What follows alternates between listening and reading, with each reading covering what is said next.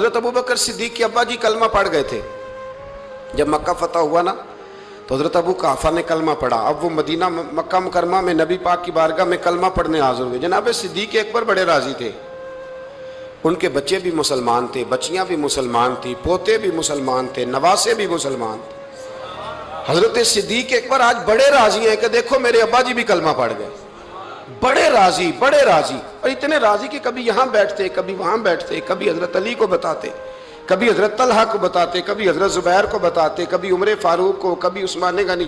یار دیکھا تم نے، اللہ نے کرم کیا، میرے ابا جی بھی مسلمان ہو گئے، اب میری 4 نسلیں حضور کی غلام بن گئی. کیا بات ہے. جب ان کی کیفیت دیکھی نا،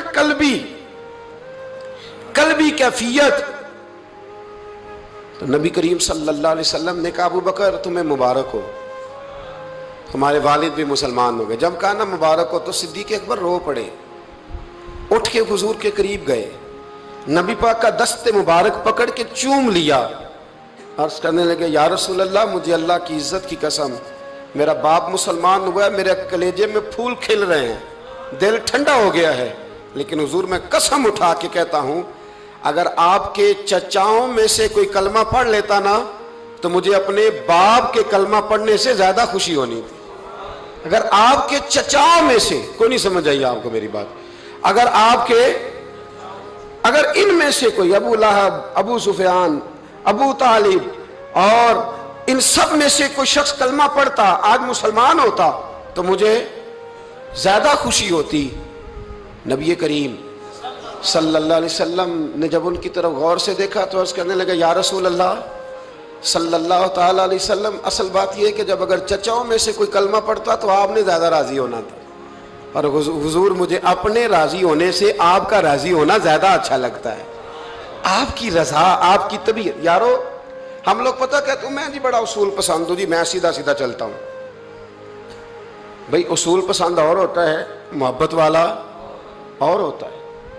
ایک اقرا بن حابس رضی اللہ تعالیٰ عنہ کہتے ہیں میں نے ایک دن عرض کی یا رسول اللہ آپ بچوں سے بڑا پیار کرتے ہیں، میں تو نہیں کرتا، میں تو ذرا کھینچ کے رکھتا ہوں، ڈانٹ کے رکھتا ہوں.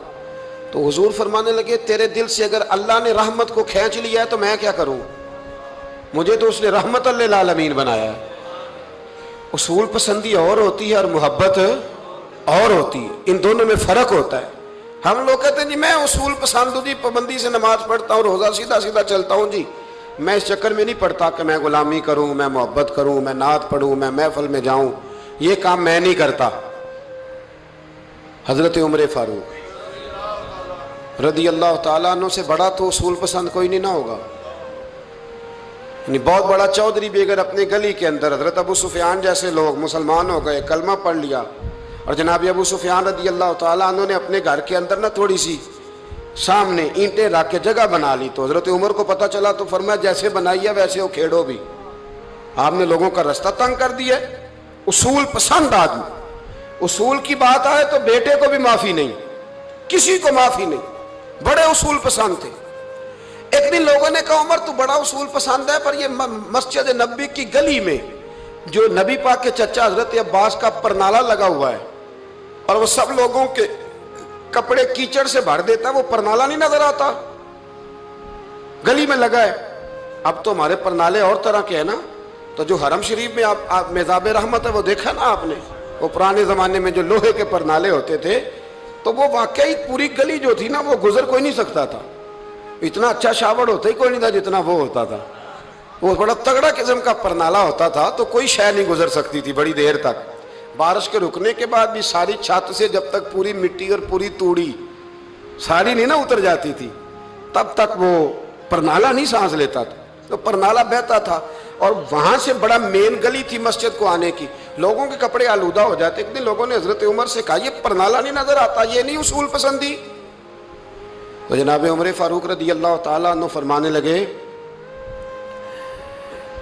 اتار دیتے ہیں پرنالہ، یہ بھی اصول پسندی ہے، اتارتے. حضرت عمر فاروق نہ گئے، اور شارحین نے لکھا ہے کہ اونٹ کے اوپر بیٹھ کر آپ نے یوں پکڑ کے نا پرنالہ کھینچا، اور جناب عباس کے گھر والوں سے فرمانے لگے 4 کونے ہوتے ہیں گھر کے، چھت کے 4 کونے ہیں، کسی اور میں لگا لو پرنالہ کو، ضروری ہے کہ نمازیوں والی گلی پہ لگایا جائے. یہ کہہ کے آ گئے، کسی کی جرت تھی بات کرے؟ حضرت عباس آئے تو لوگوں نے آ کے کہا کہ عمر نے پرنالہ اکھیڑ دیا اور فرمایا کہ 4 کونے کہیں اور لگا لو۔ تو حضرت عباس مسکرائے۔ لوگوں نے کہا مسکراتے کیوں ہو؟ فرمانے لگے کوئی مسئلہ نہیں، عمر خود آ کے لگا کے جائے گا۔ جیسے اکھیڑا ہے ویسے لوگوں نے کہا وہ عمر ہے، عمر کو بدلنا اور اس کی بات کو بدلنا اور اتنی جرت کہ وہ لگا کے جائے، جس بندے کو دیکھ کے شیطان گلی کا رستہ بدل جاتا ہے، آپ اس کی بات کر رہے ہیں۔ فرمایا میں نے کہہ دیا نا عمر لگائے گا، تو انشاءاللہ عمر لگائے گا۔ حضرت عباس مسجد میں آئے، نماز پڑھی تو کہتے میں نے بات چھیڑی نہیں۔ عمر خود کہنے لگے کہ حضور آپ سے تو امید نہیں تھی۔ حضرت عباس سے کہنے لگے بھئی جگہ بھی ہے، 4 کونے ہوتے ہیں گھر میں، کوئی ضروری ہے اسی کونے پہ لگے جہاں سے نمازی گزرتے ہیں؟ یہ بخاری مسلم کی حدیث ہے۔ حضرت عباس کہنے لگے عمر 4 کونے ہیں، میرے پاس جگہ بھی ہے پرنالے کی، میں نے بھی کئی دفعہ سوچا تھا وہ کھیڑ دوں، اور میں بھی اسی گلی سے گزرتا ہوں، میرے کپڑوں میں بھی کیچڑ بڑی دفعہ پڑا ہے، پر مجبوری یہ ہے وہ کھیڑ اس لیے نہیں سکتا کہ یہ پرنالہ میرے نبی کریم نے اپنے دستے مبارک سے لگایا تھا۔ فرمایا میں مکان بنا رہا تھا، چھت بنا رہا تھا، تو حضور اچانک آ گئے، اور کئی لوگ گواہ ہیں اس کے، رسول کریم تشریف لائے اور نبی پاک علیہ السلام نے فرمایا لاؤ چچا تھوڑا میں بھی کرتا ہوں، اور پھر میرے نبی کریم صلی اللہ تعالی علیہ وسلم نے اپنے دستے مبارک سے یہ پرنالہ لگایا تھا۔ کئی دفعہ سوچا وہ کھیڑ دوں، پھر سوچتا ہوں حضور نے لگایا تھا، لیکن چلو اب تو علت پائی گئی، اب تو سمجھ آ گئی، اصول بن گیا، اب تو اصول بن گیا نا، تو ٹھیک ہے آپ اب اس طرح کریں، وہ کھیڑ دیا تو ٹھیک ہے۔ جناب کہنے لگے پہلے کیوں نہیں بتایا؟ بھئی وہ نمازیوں پہ چیٹے پڑتے ہیں، گلی کا رستہ ہے، فرمایا رس پڑھتے ہیں تو پڑھتے رہے، آپ نے بتایا کیوں نہیں؟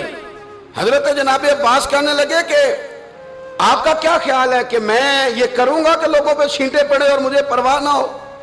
حضور نے لگایا تھا۔ حضرت عمر فاروق نے نا جناب عباس کا بازو تھاما، تن تندور تے ہڈاں دا بالن، بازو تھاما اور تھام کے نا اسی جگہ لے گئے جہاں پرنالہ کھیڑا تھا۔ پہلے تو اونٹ پہ چڑھ کے لگایا تھا نا، تو اب کہنے لگے حضرت عباس سے کہ آپ نا میرے کندھوں پہ چڑھ جائیں، میرے کندھوں پہ تن تندور تے ہڈاں دا بالن، اسی ہاواں نال تپایا، کپ کپ مکیاں پیڑے کیتے، اتوں عشق پلے تھن لایا، تن دا سالن تے من دی ہانڈی، لون صبر دا پایا، غلام فریدہ وے میں ساری تیری، تینوں اجے یقین نہیں آیا؟ فرمایا خود لگائیے۔ حضرت عباس رضی اللہ تعالیٰ عنہ وہ پرنالہ لگا کے اترے، تو حضرت عباس بھی رو رہے تھے اور جناب عمر بھی رو رہے تھے، آنکھوں میں آنسو تھے۔ فرمایا ہم یہ نہیں دیکھیں گے کہ علت کیا ہے، وجہ کیا ہے، ہم تو یہ دیکھیں گے کہ رسول اللہ کی نسبت کیا ہے۔ نبی کریم علیہ السلام کے دستے مبارک لگ گئے، ساری وجوہات ختم ہو گئی۔ اب جس کے کپڑوں میں پانی پڑتا ہے پڑے، جس کو تکلیف ہوتی ہے لیکن چونکہ یہ رسول پاک صلی اللہ علیہ وسلم نے دستے مبارک سے لگایا ہے، تو مزاج یہ ہے کہ جہاں بات آئے گی ذات رسالت کی، وہاں باقی کے قانون چھوڑ دیے جائیں گے، وہاں باقی کے معاملات چھوڑے جائیں گے، وہاں تکلف سے نکلا جائے، اور یہ محبت نا بڑی جلدی شروع کر لینی چاہیے۔ توجہ ہے میری بات پر؟ محبت کا جملہ بڑا بدنام ہو گیا ہے، لوگوں نے ہوس کے رشتے کا نام محبت رکھ دیا ہے۔ میں نے کہہ دیا جو کہنا تھا۔ اب تو محبت کا فکرہ جو ہے وہ ایسی جگہ فٹ کیا جاتا ہے جہاں سے نا فٹ کرتے ہوئے سمجھ نہیں آتی کہ یہ کیا کہہ رہا ہے۔ محبت بڑے پاکیزہ جذبے کا نام ہے، محبت ایک بڑی ستھری چیز کا نام ہے، اور محبت کے قابل صرف ہے ہی وہ حبیب جو مدینے کے چاند ہے۔ باقی یہ کیا بات ہوئی کہ ادھر بھی محبت کر لو ادھر بھی محبت کر لو، اپنا معیار زمانے سے جدا رکھتے ہیں، اور بھائی ہم تو محبوب بھی محبوب خدا رکھتے ہیں۔ چلے چلتے چلتے بخاری سے ایک اور حدیث پڑھ لیتے۔ نبی پاک علیہ السلام ایک قبیلے کی صلح کرانے چلے گئے، فرمایا اگر مجھے دیر ہو گئی تو ابو بکر سے کہنا جماعت کرا دے۔ جس ابو بکر کو نبی پاک مصلی پہ کھڑا کریں وہ واقعی ساری امت کے امام ہیں، جنہیں حضور مصلی دے، ابو بکر سے کہنا جماعت کرا دے۔ حضرت صدیق پر کھڑے ہو گئے تو نبی پاک بھی آ گئے، جماعت کھڑی ہوئی تھی کہ حضور بھی پہنچ گئے۔ شارحین کہتے 3، 5 یا 7 صفیں تھی صحابہ کی، حضور جس صف میں جاتے صحابہ جگہ چھوڑ دیتے، یہ بخاری مسلم ہے، صفیں ٹوٹتی رہی پر نماز کسی کی بھی نہیں ٹوٹی. اور حضور پہلی صف کے پیچھے جا کے کھڑے ہوئے تو حضرت ابو بکر صدیق نے ایک قدم پیچھے اٹھایا. حضور نے اشارہ کیا چل پڑھا نماز پڑھا کہ میں تیمل ویکھاں. میں نو کعبہ بھول گیا آئی بھول گئے نہیں سب سوم سلاتا ایک کو یار دا فکر پہ آئی. 2-3 دفعہ حضور نے اشارہ کیا پر جناب صدیق اکبر پیچھے ہٹ گئے. حضور مصلی پہ چڑھ نماز پڑھائی تو نماز کے بعد فرمایا جب میں نے جو کہا تھا. اب لوگ کہتے ہیں حضور نے خود ہی تو کہا ہے. تو حضور فرمانے لگے ابو بکر جب میں نے جو کہا تھا کہ جماعت کراؤ تو کیوں نہیں کرائی؟ بخاری ہے. حضرت صدیق اکبر نے ہاتھ باندھے تو رو پڑے. عرض کرنے لگے حضور اب ابو قحافہ کے بیٹے کی اتنی جرت تو نہیں نا کہ نبی پاک کے مصلی پہ کھڑے ہو کے نماز پڑھائے. حضور پیچھے ہو اور یہ مصلی پہ نماز، اتنی جرت تو نہیں نا. تو رسول اللہ کی محبت اصل ایمان. یہ جو محبت ہوتی ہے نا یہ شوق پیدا کرتی ہے. محبت وارفتگی لاتی ہے. محبت جینے کا طریقہ بتاتی ہے. یہ جو لوگ محبت نہیں نہ کرتے وہ روٹی کھاتے ہیں پر بغیر نمک کے. وہ روٹی کھاتے ہیں پر آدھی کچی آدھی پکی. میں منع یہ نہیں کہہ رہا کھاتے نہیں پر بغیر نمک کے. اور آپ کو پتہ ہے سارا کچھ ڈالیں تو نمک. وہ ایک بزرگ تھے تو کسی نے ان سے کہا جی آپ نے آج تقریر میں عجیب بات کر دی ہے کہ نماز بھی پڑھیں روزہ بھی رکھیں حج بھی کریں زکوٰۃ بھی کریں صرف نبی پاک سے محبت نہ کریں تو مار پڑے گی. صرف حضور سے محبت نہ کریں تو یہ کیا بات ہوئی؟ میں نے نمازیں پوری پڑھی حج کیے صرف محبت ہی نہیں کر سکا تو اللہ کیوں مارے گا؟ تو فرمانے لگے کہ میں چونکہ تویز دھاگا بھی کرتا ہوں پیر ہوں. کہنے لگے میری پڑوسن ایک دن آئی تھی اور آگے کہتی تھی میرا خاوند بلا وجہ مارتا ہے. تو میں نے کہا کہ بلا وجہ بیوقوف تو نہیں نا کہ بلا وجہ مارے، وجہ تو ہوگی. کہنے لگی نہیں پیر صاحب بلا وجہ ہی مارتا ہے. تو میں نے کہا اچھا تازی مار کب پڑی؟ کہنے لگی آج ہی پڑی ہے شام کو. تو میں نے کہا کہ وہ کس بات پہ پڑی؟ کہنے لگی پیر صاحب کچھ بھی نہیں، کوئی اتنی بڑی بات کوئی نہیں تھی. اس نے مجھے کہا ہے کہ مسور کی دال پکا دو. تو میں نے پیاز بھی ڈالا ہے لہسن بھی ڈالا ہے گھی بھی ڈالا ہے اور میں نے اس کے اندر ہلدی بھی ڈالی ہے مرچیں بھی ڈالی ہیں. بس جلدی میں نا دال ڈالنا بھول گئی ہوں، باقی ہر شے ڈالی ہے صرف وہ مسور کی دال. تو حضرت صاحب کو بات تو نہیں تھی نا مارنے والی. پیر صاحب کہنے لگے نہیں سمجھ آ گئی ہے واقعی بیوقوف ہے سے مارنا نہیں چاہیے. تو نے سارا کچھ تو پکایا ہے صرف دال ہی نہیں نا پکی باقی تو پک گیا. تو فرمانے لگے یہ جو لوگ ہیں نا یہ بھی جلدی میں نا نماز پڑھ لیتے ہیں روزہ رکھ لیتے ہیں حج کر لیتے ہیں زکوٰۃ دے دیتے ہیں پر محبت رسول کی دال ڈالنا بھول جاتے ہیں. تو اللہ کہتا ہے جو اصل کام تھا وہ تو رہ گیا. مغز قرآن روح ایمان جان دی ہست حب رحمت للعالمین.